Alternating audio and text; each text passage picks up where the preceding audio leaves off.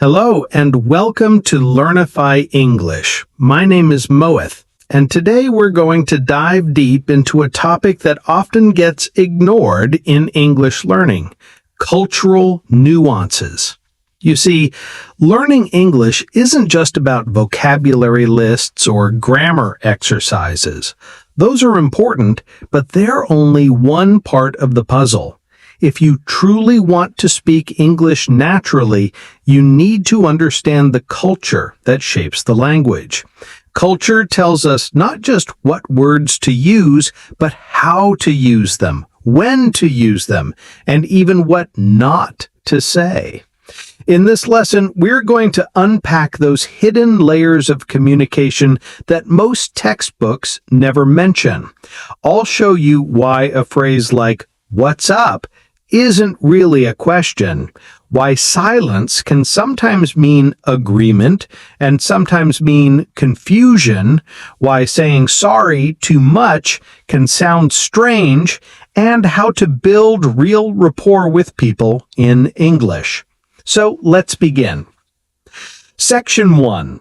Words are only half the story. Imagine this situation. You meet someone who says to you, "How are you?" and you answer with a long explanation. "Well, I'm a little tired today because I stayed up late last night and also my head hurts a little bit." Now, technically, you answered the question correctly, but culturally, this sounds unusual. In most English-speaking countries, "How are you?" is not really a request for your medical report or personal details. It's more of a social ritual, a polite way of saying hello. The expected answer is short and positive, something like, "I'm good, thanks. How about you?" Or, "Pretty good, thanks for asking." This is what I mean when I say words are only half the story. The cultural meaning behind the words is just as important. Section 2. Why "what's up" isn't always a question. Let's take another common example. "What's up?"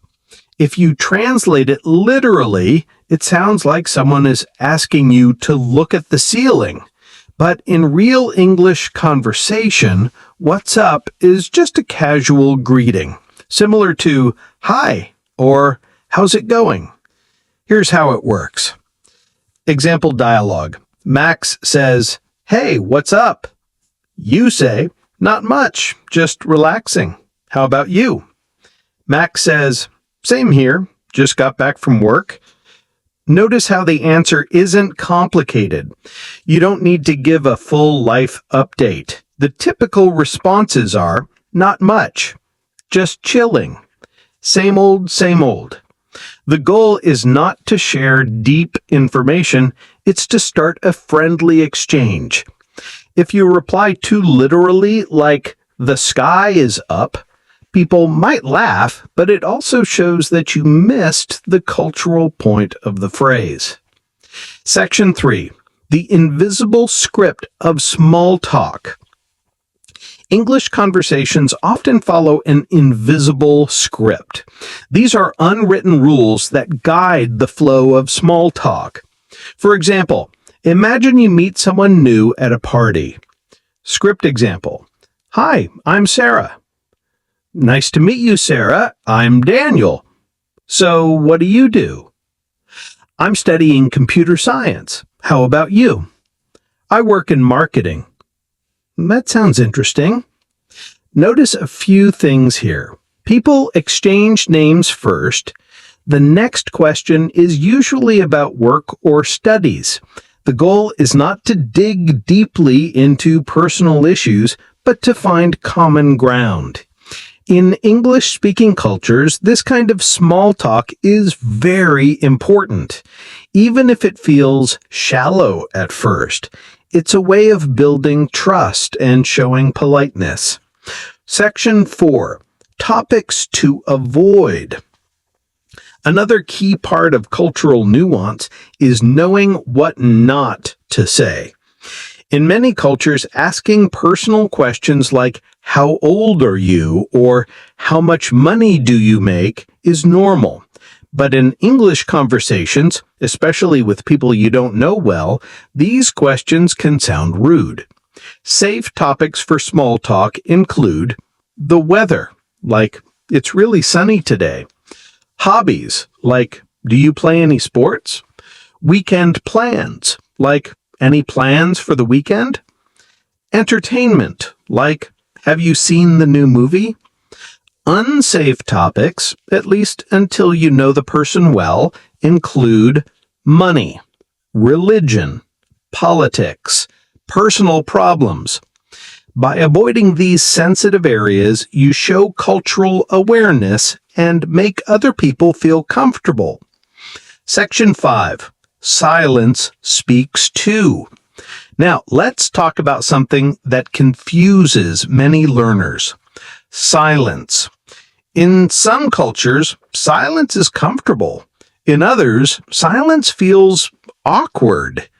In English conversations, silence can mean different things depending on context.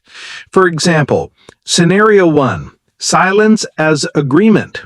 Max says, "So we'll meet at 6 p.m., right?" You say, "Nod silently." Here, silence means agreement. Scenario 2, silence as confusion. Max says, "So the policy states that you need to submit Form 72B within the next fiscal quarter." You stay silent. Here, silence probably signals confusion. The speaker may think you didn't understand. So what should you do? Use small signals to show you're following along. In English, people often say, "Uh-huh, right, I see." These little responses keep the conversation alive and show that you're actively listening. Section 6. Directness versus indirectness. Another big cultural difference in English is the balance between being direct and being polite. For example, direct, "Close the window." Polite, "Could you please close the window?" Both sentences are grammatically correct, but the second one sounds more natural in English, especially in polite company. At the same time, being too indirect can sound weak. If someone asks, "Do you want tea or coffee?" and you reply, "Anything is fine, whatever you like," it may feel frustrating to the other person. So the trick is to balance clarity with politeness. Say what you mean, but soften it slightly with polite expressions like "please," or "could you," or "would you mind?" Section 7. Example practice dialogue. Let's put it all together with a natural conversation. Example dialogue. Sarah says, "Hey, what's up?" You say, "Not much, just relaxing." "How about you?" Sarah says, "Same here, just got back from work." "Oh, by the way, could you send me the notes from yesterday's class?" You say, "Sure, no problem. I'll email them to you tonight." Sarah says, "Thanks, that would help a lot." You say, "No worries. So, any plans for the weekend?" Sarah says, "Yeah, I might go hiking if the weather's good."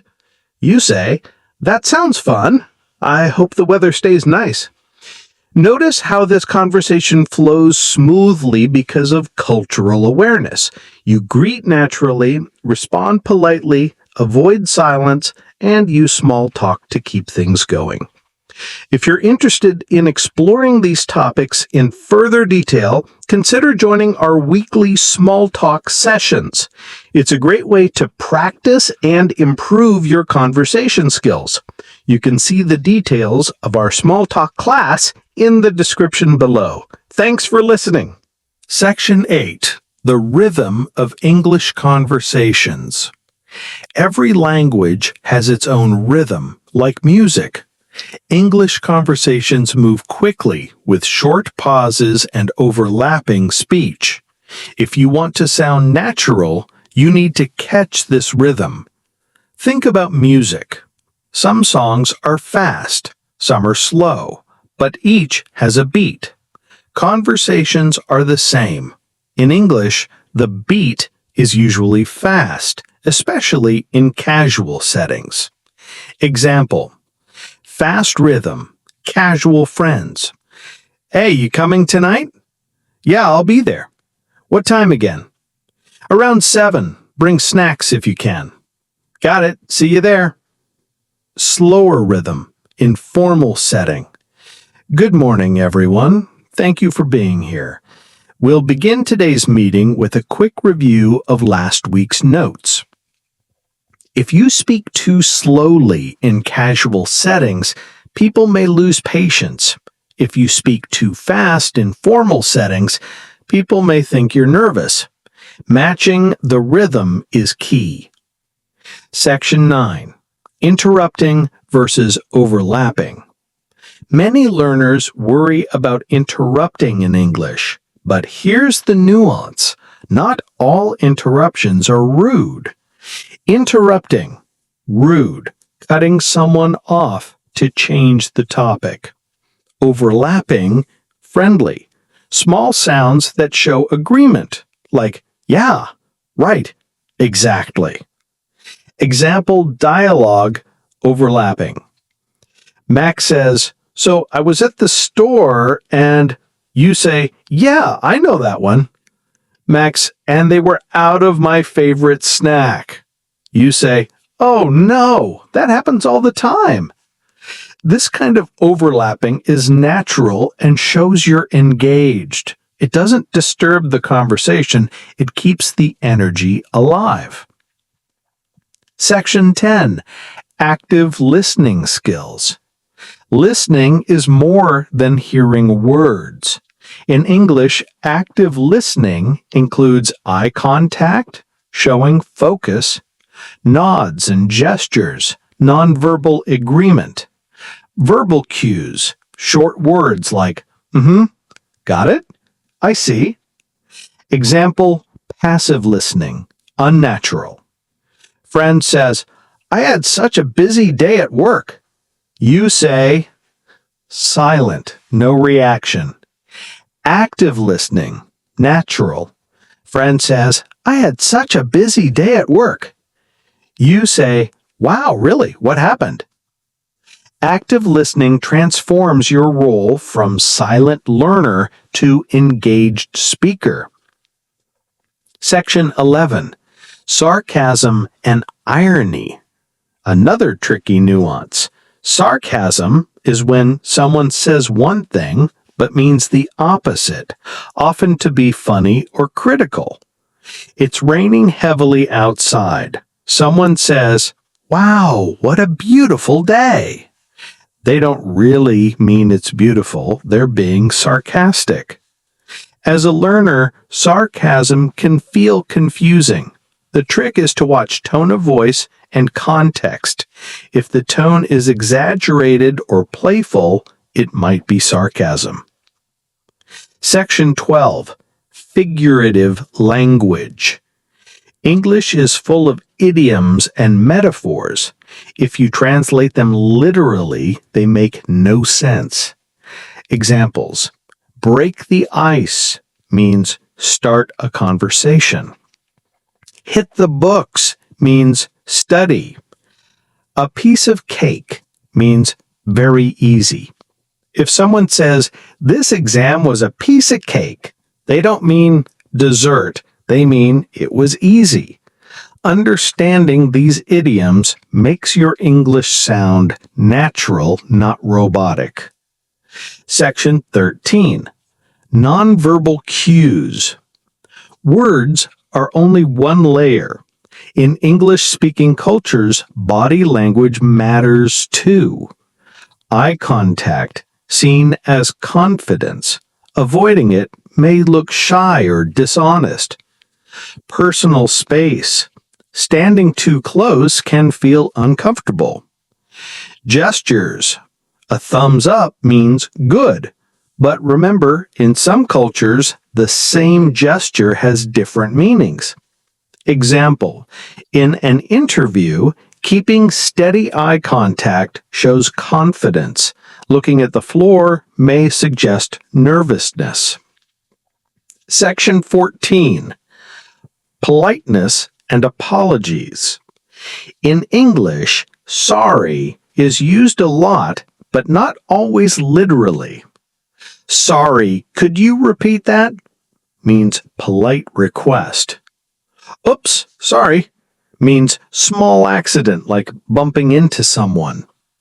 Sorry to hear that means empathy.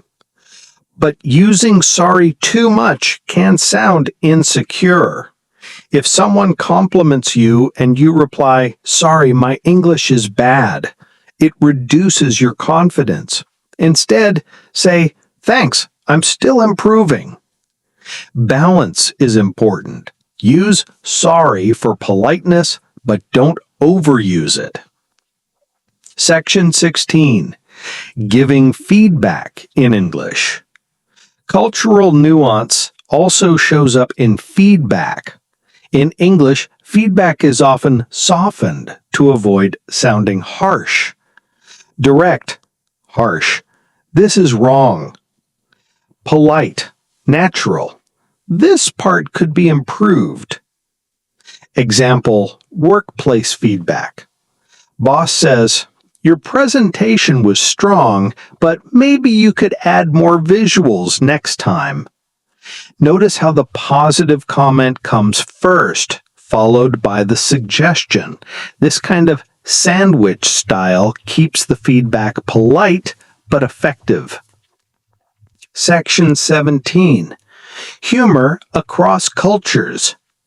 Humor is deeply cultural. What's funny in one place may not work in another. English humor often includes wordplay, puns, like time flies like an arrow, fruit flies like a banana. Sarcasm, saying the opposite for humor. Self-deprecation, joking about yourself. The safest way to start is by enjoying humor rather than creating humor. Laugh with others, but be careful making jokes until you know what's acceptable. Section 18. Building rapport. Rapport means genuine connection. In English, it often begins with small talk, then grows deeper.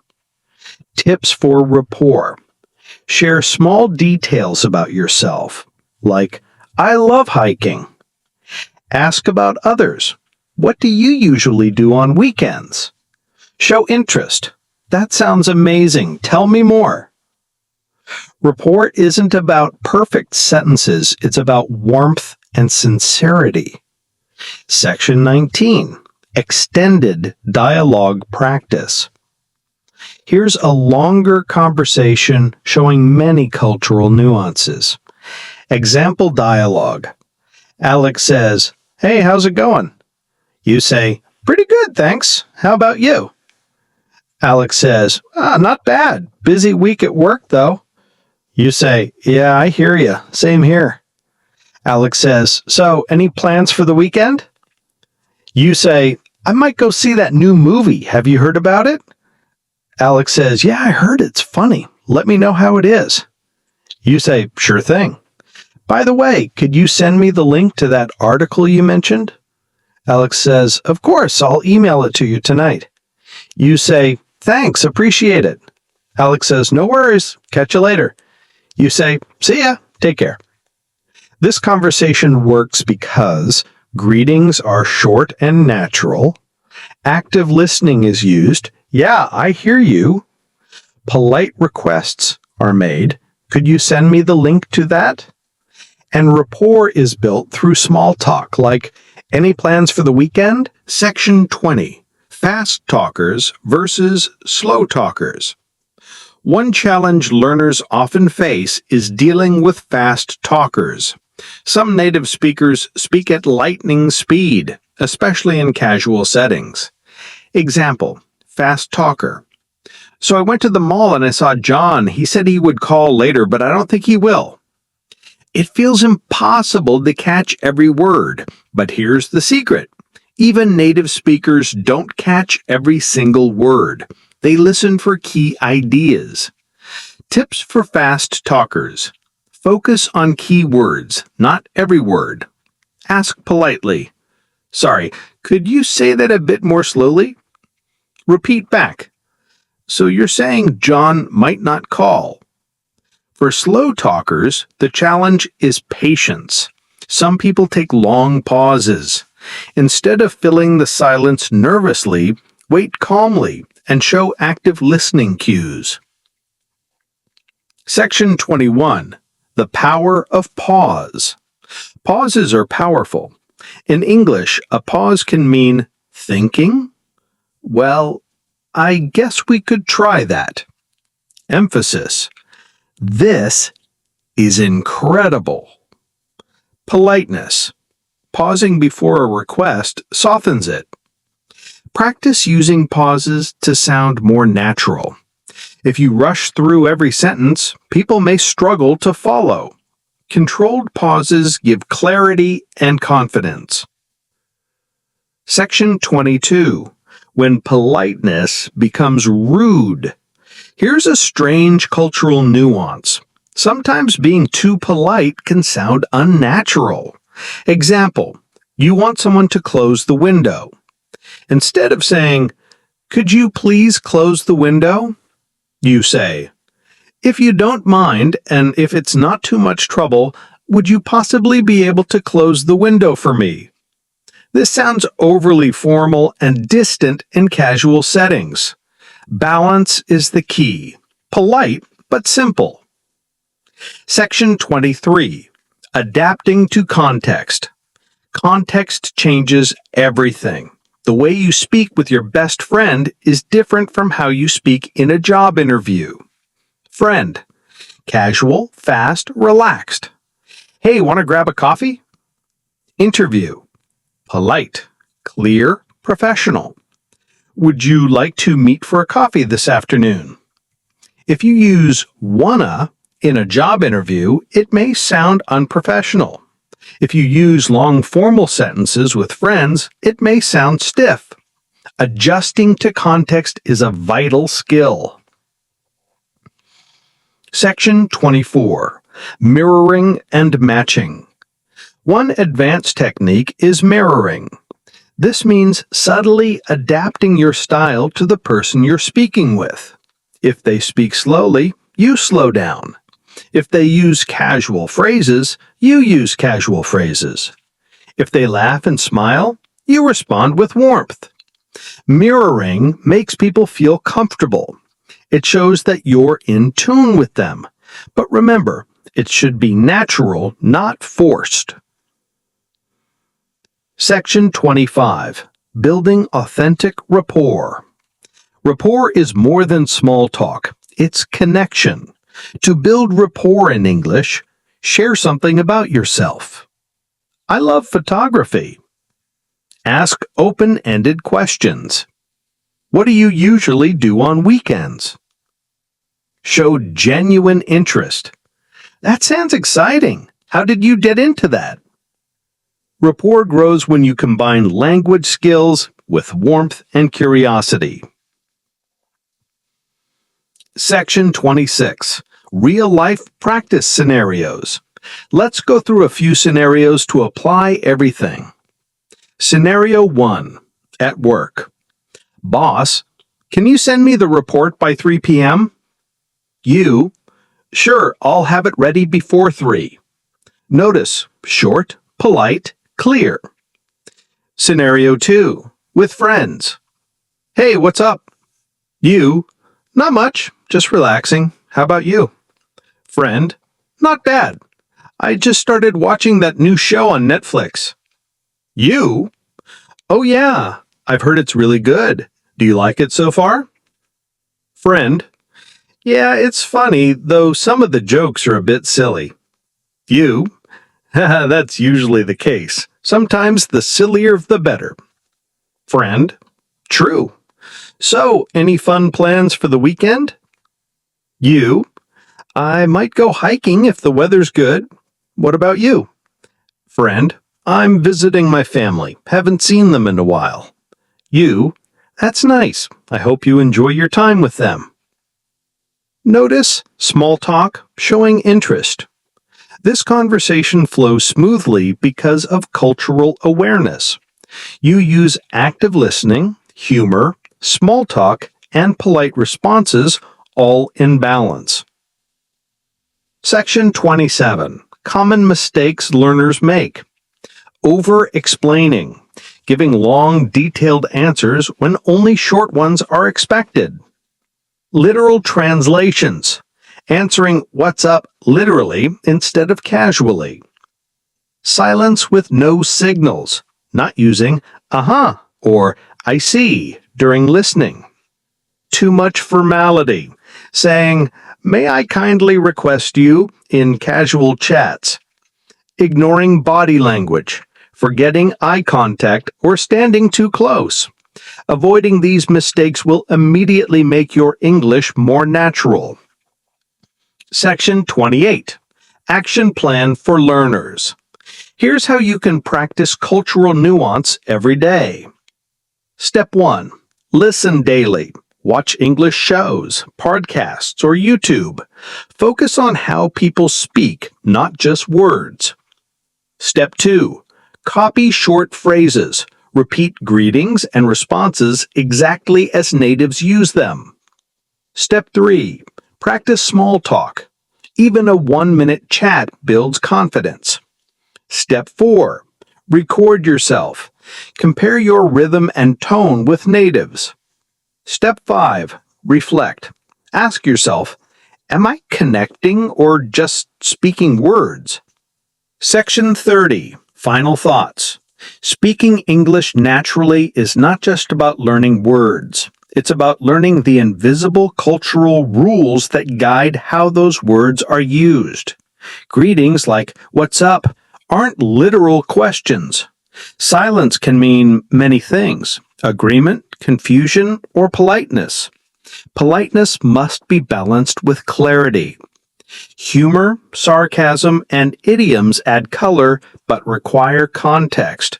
Rapport comes from warmth, not perfection. Master these cultural nuances and you won't just speak English. You'll connect in English, and that's the ultimate goal of communication. And remember, my name is Mohit, and I'm here to help you on your English journey, step by step. Keep listening, keep practicing, and never stop learning.